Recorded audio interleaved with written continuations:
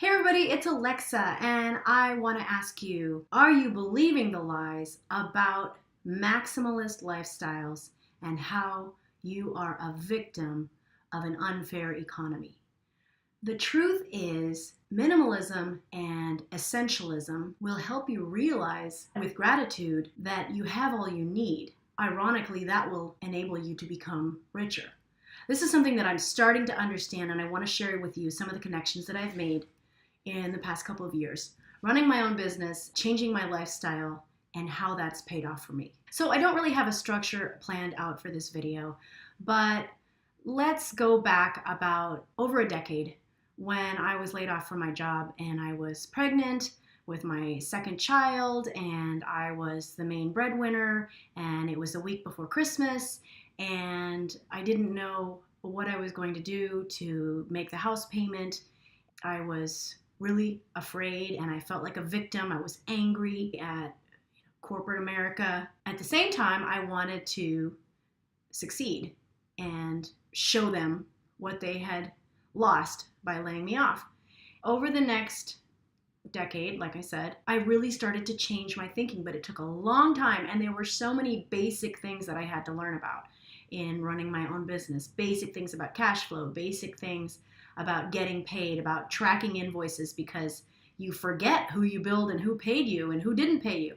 And now, thankfully, in the last just 2-3 years, a lot of these things have become much easier to do. But they weren't that easy 10 years ago. So there's a million videos that I could make on a lot of these topics. So in fact, I would love it if you let me know what you'd want to know about. There's a lot of self-employment things that I've learned the hard way. Tips about how to get paid and how to bill and how to charge for your services, your creative services. I've learned a lot of the things about those things as well. There's plenty of great videos on these topics as well. So just look for them, how to get paid, how to charge for your services. But I still had a victim mentality, and very slowly I was putting together the pieces. I was realizing, a lot of times I was telling this story of suffering to other people, and I was telling the story about how hard it was to be running my business. Now, in fairness to myself, I was also raising 2 small children, and so I'm married as well. My husband was doing a good job as well of helping in all that respect, but it's still very stressful when you have small children and all these things to take care of. So I was still telling the story of scarcity, telling the story of victimhood, because I thought that was the truth. And I also bought into a lot of the mythology about being a creative person, and so you have to suffer, and you can't make money as an artist or as a writer, doing anything creative, musician, whatever. You can't make money. There's no such thing as a middle class for those people. Well, all that is bunk. So let me fast forward. Like I said, all those are tangents we could go off on, but that's not my point. My point is that so much of the debate that we have around wealth and around fair pay and fairness and all of these things, the people who want us to be debating these things, while there is unfairness, of course, that happens all the time, and discrimination, and thank God we do have laws that protect a lot of these things, but they can't protect everybody all the time. They didn't protect me when I was pregnant and couldn't find a job after that because I was out to here with my second child. So, I'm glad that there's structures for those things, but at the same time, you have to stop playing the victim card, right? And again, I still do it. I still do it to this day. There's areas, as a female musician, for example, I often get upset, and I do feel like there's unfairness, and I get wrapped up in that. But the honest truth is, that's not the answer. The honest truth is, yes, fight against injustice. Yes, fight for what's right, but always have gratitude. And so for me, a lot of the minimalism, and not only just among regular people, reading about Steve Jobs, that was actually one of the first times I came across minimalism from a very, very wealthy person, since a lot of times we don't get a sense of a titan of industry who's a minimalist, and he certainly was. Having gone through those stages, I began to realize that I do have everything that I need. And then, as I said, the conundrum is when you begin to see that, and people tell you this, they'd say, oh, be grateful, have gratitude, feel abundance. Unfortunately, I have to say, and so my video is going to be proof to this point as well, it doesn't matter what other people tell you. You're going to have to come to this moment on your own. Hopefully there will come a time when you will have trained yourself into this thought pattern. And like I said, I'm not a ninja at this at all. Bad stuff happens and I get down and upset and feel like a victim. But I am learning gradually not to feel that way. And so I want to share with you great authors and writers who can help you change that mindset. And it's not a secret. A great one is The Millionaire Next Door. Absolutely great book. I read it 2-3 years ago. And The Millionaire Next Door is an old book, but it talks about the fact that a lot of rich people are not the ones who have the flashy car and the clothes and the jewels and all the accoutrements of wealth. They're the ones who are living in a humble house and just secretly going along stealth wealth, just enjoying life. And so wealth is not the appearance of wealth. And in fact, the appearance of wealth usually accompanies debt, a lot of debt, and a lot of stress and struggle. So that was a great insight for me. The more recent insight that I've had is I've started reading a blog that I highly recommend called Mr. Money Mustache. And so a connection that I've made, and I think I'm not the only person who's made this, there's a connection in thought and philosophy between minimalists and frugal or frugalistas and the FIRE people. And so FIRE people are financial independence, retire early. And then among the FIRE people, there's even another level, which is ERE, which is extreme retirement or early retirement extreme. And if you haven't come across this, I had not, like I said, just maybe a year ago, I came across this concept and it was mind-blowing. It's like we don't hear about the possibilities of living on your savings anymore, right? Because it just seems like it's so counterintuitive. Oh, no, you can't. No, everything's unfair. The rich get richer and the poor are just struggling. No, that debate keeps you from what you can do. Can you change tomorrow how society is structured? Maybe the tax code in your country or, how wealthy people live and how poor people live? No, you can't. You can't change that. You can change it over time and you can vote accordingly and all those things, but you can't change that. You can only change how you feel about your personal wealth. And when you change that, you very, very slowly begin to change your fortunes. And that's what's happened to me. And again, the point is not that I'm wealthy now. The point is that I'm on the road to feeling that way and on the road to acting that way. And the way to act wealthy is not to buy expensive toys. The way to act wealthy is to have the gratitude to understand what an abundance we're surrounded with. So Mr. Money Mustache is a great guy. And there's another guy, Jacob from ERE, Early Retirement Extreme. And these guys are among a whole new wave of these people who talk about living on 4% or 3% of a big chunk of change that you save up over 5 to 10 years of working very hard. And from that point, you accumulate a nut that can then have a stream of investment income that you can live off of. So that's the goal, right? The interesting thing is that most people who think about this, and even when you work in a job or you have your own individual retirement account, you still kind of have this mentality that you probably need to have $1 million in there. And the really interesting thing is when you start to read these guys is you probably don't need that much money in there because you have an unrealistic expectation of how much it takes to live in the United States extremely well. Why do you have an unrealistic expectation about how much money it takes to live really, really well?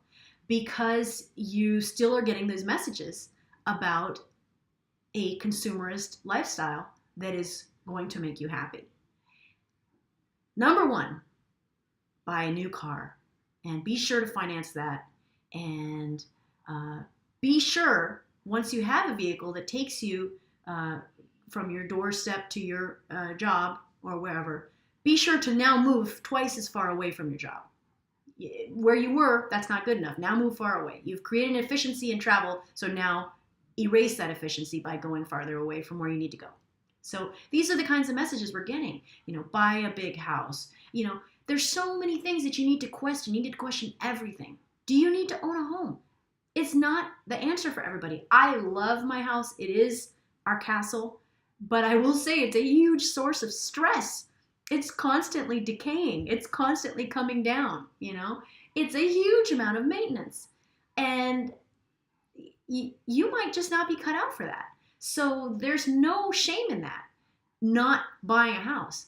But if you don't buy a house, if you can't buy a house, or if you can't find a way to own a piece of wherever it is you're living, whether it's a condo or a townhome or a home share or tenants in common, whatever, if you can't find a way to do that, or it doesn't make sense for you, but you need to understand that you are at the mercy of the market that you live in. And again, I'm not arguing that markets are, should be more fair or whatever. I'm just saying that's the game. That's the game of life. So question, do I need to be in a high cost of living area? Now, I'm born and raised here in the Bay Area, so I'm used to it. I'm used to how much things cost here. But it still blows my mind, when I go to Los Angeles, with 18 million people there or whatever it is, and milk is $2 cheaper a gallon, and everything is cheaper down there than it is here with, half as many people. But that's because this is a high cost of living place, to live. And so what you'll find is there's other people out there who are living this great lifestyle, and even in the high cost of living areas, even in Manhattan or New York or Brooklyn or wherever, there's people who are finding ways to live that. I mean, I suppose you could say I'm doing the same thing because I live in Oakland. I don't live in San Francisco. Wouldn't want to live in San Francisco anyway, but Oakland is a way to live a cheaper lifestyle than living in San Francisco. But the point is that you could probably live on, and this is crazy, but you might be able to live on $25,000 a year for a family of 3. Now that's the claim that Mr. Money Mustache makes. It's pretty crazy. He's in Colorado. He explains it. I mean, so I really recommend going to read that, because you need to start questioning everything. Question home ownership. Question, where you work, the kinds of jobs that you have. Question this concept of constantly feeling upset about, say, our tax structure. Because the other thing I started to understand as I learned more about wealth and reading things like the Millionaire Next Door, while we're fighting about income tax, the wealthy don't pay income tax. That's not where their income is coming from. It's coming from assets. So they're not buying depreciating assets. They're buying assets that make them money, whether it's real estate or land or investing in their businesses or whatever it is.